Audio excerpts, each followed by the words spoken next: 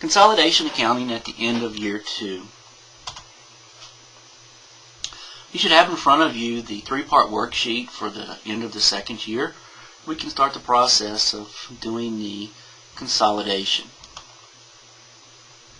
First thing we need to do is do the EJEs, and the first one is going to be the current year activity between the parent and the sub. And we can see that's going to come from the book value schedule, the 862, 525, and the 517, 515 for the net income and dividends. We'll make the entry that we've been making all along: debit income from sub, credit dividends, credit investment sub for the appropriate amounts. We'll then do the subsidiary's equity at the book value, which will come from the book value schedule, which will be the beginning balances. As you can see, those amounts there.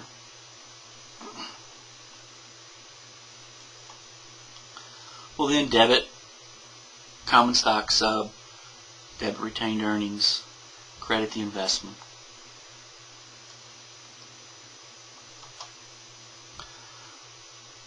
We then need to record the differential amount that remains, and this is going to be at the end of the year. This is a little different than the book value schedule in that when we recorded that EJE, we did the beginning numbers. With the differential schedule, we're going to take what is left. What's left?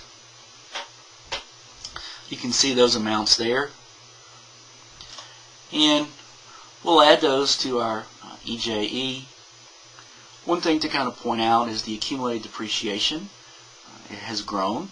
It's 36.4 for the first year and the second year. So that number will approach 182,000. At the end of the 5th year, it's exactly what it'll be.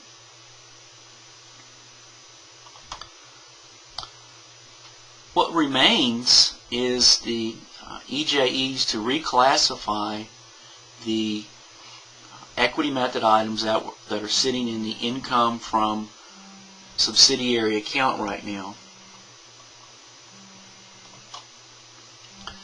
All of that information is going to come from the differential schedule in the current year activity.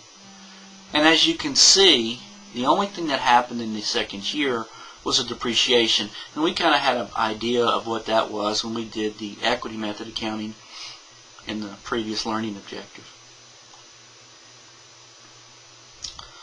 So we're going to reclassify depreciation to its appropriate account, take it out of the income sub with a credit.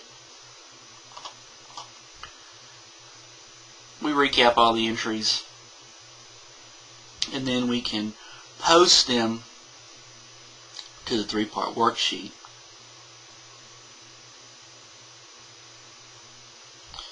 That leaves us with the last thing to do, which is consolidated net income.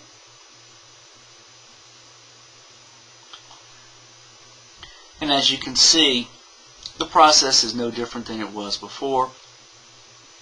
Separate operating income, and then we take the subs net income, make any adjustments that need to be made. In this case, there was only one, which was depreciation.